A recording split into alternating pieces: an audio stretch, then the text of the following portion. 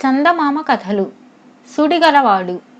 Norway దేశంలోని ఒక పట్టణంలో ఒక ధనికుడికి ఇద్దరు కొడుకులు ఉండేవాళ్ళు. ఆ ధనికుడికి సముద్రం మధ్యలో ఒక దీవి ఉండేది. వేసవిలో అక్కడ ధనికుడి కొడుకులు చేపల వేట సాగించేవాళ్ళు. వాళ్ళ కోసం అక్కడ ఒక ఇల్లు కూడా ఉండేది. ధనికుడి కొడుకులలో పెద్దవాడు గంభీర స్వభావం కలవాడు. అతని ఆలోచనలు ఎవరికీ తెలిసేవి కావు. రెండో వాడు అన్నకు విరుద్ధంగా ఉండేవాడు. సాహసమైన పనులు చేసేవాడు. నేను సుడిగలవాణ్ణి అనేవాడు. తన సాహసం వల్ల నష్టం కలిగినా కూడా లక్ష్య పెట్టేవాడు కాదు.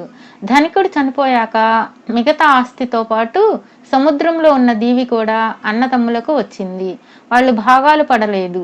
ప్రతి వేసవికి పడవలో దీవికి వెళ్ళి అక్కడ కొన్నాళ్ళు చేపల వేట సాగించి వానలు జాస్తి అయ్యే సమయానికి తిరిగి వచ్చేవాళ్ళు. వాళ్ళ దీవిని చలికాలంలో రకరకాల మరుగుజ్జుల జాతుల వాళ్ళు ఉపయోగించుకుంటారని పుకారు ఒకటి ఉండేది. ఒక ఏడు అన్నదమ్ములిద్దరూ దీవిలో చేపలు పట్టి తిరిగి వచ్చిన కొద్ది రోజులకు దీవి మీద కొంత సామాను దిగబడిపోతే దాన్ని తీసుకురావడానికి పడవలో వెళ్ళారు.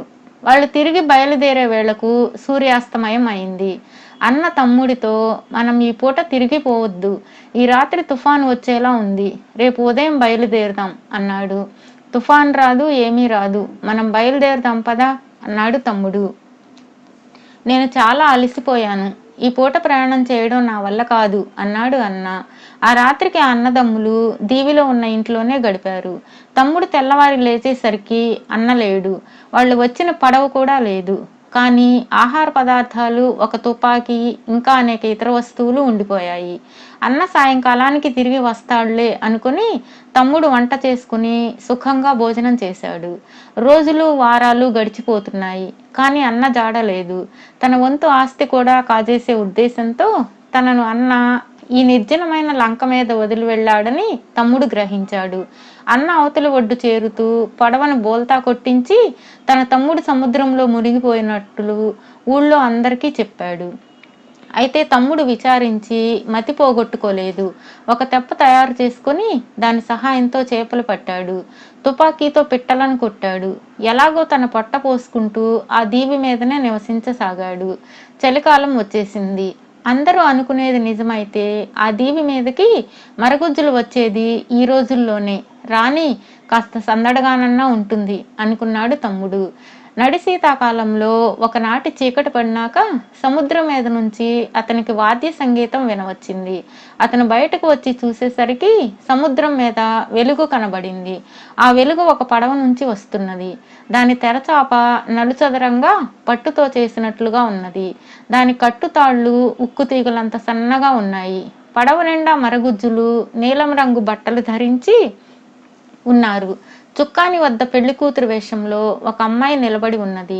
ఆమె చూడడానికి ఏ మహారాణో అన్నట్లుగా ఉన్నది.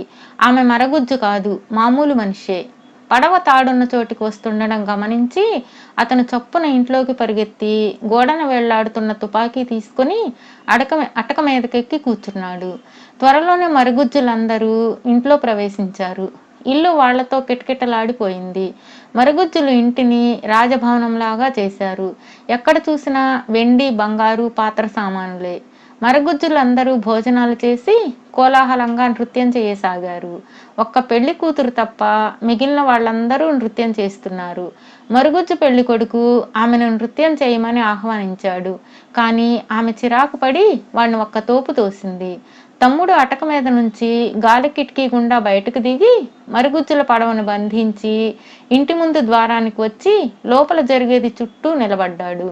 కొంచెం సేపు అలా చూసి ఇక ఈ ఉత్సాహాన్ని ముగించాలనుకుని తుపాకీ ఎత్తి ఇంటిలోకి పేల్చాడు.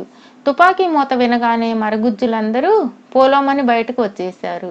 వాళ్ళు తమ పడవ దృఢంగా బంధించి ఉండడం చూసి కొండల్లోకి పారిపోయారు. ఇంట్లో పెళ్లి కూతురు, తమ్ముడు, మరుగుజ్జుల వెండి, బంగారు, పాత్ర సామాగ్రి మిగిలాయి. పెళ్లి కూతురు అతనికి తన కథ అంతా ఇలా చెప్పింది.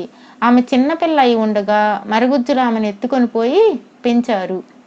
ఆమెకు జీవితం సుఖంగానే గడిచింది. కానీ మరుగుజ్జులు ఆమెకు నచ్చలేదు. ఒక మరుగుజ్జువాడు తనను పెళ్లాడమని ఆమెను తెగ పీడించసాగాడు. అప్పటి నుంచి ఆమెకు వాళ్ళ మీద మరీ అసహ్యం పుట్టింది. పెళ్లి కూతురి ఊరి పేరు, తల్లి పేరు వినగానే వాళ్ళు తమకు దూరపు బంధువులని తమ్ముడికి తెలిసిపోయింది. నేను నిజంగా సుడిగలవాణ్ణే, సందేహం లేదు అనుకున్నాడు అతను. తరువాత వాళ్ళిద్దరూ మరుగుజ్జుల పడవలోనే సముద్రం దాటి తమ పట్టణం చేరి అక్కడ పెళ్లి చేసుకుని కాపురం ప్రారంభించారు.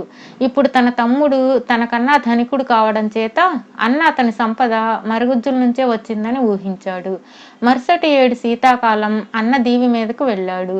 అతని దీవిని సమీపిస్తుండగా అతనికి సముద్రం మీద కాంతులు, భయంకరమైన కేకలు వినిపించాయి.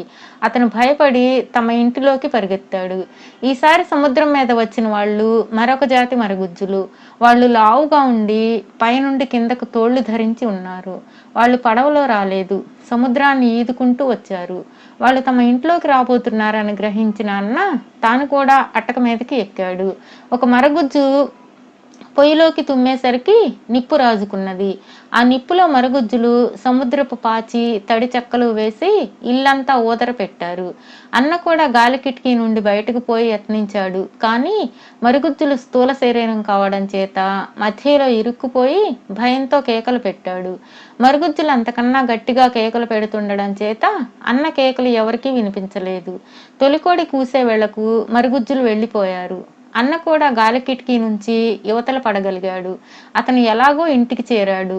కానీ త్వరలోనే పిచ్చివాడైపోయాడు.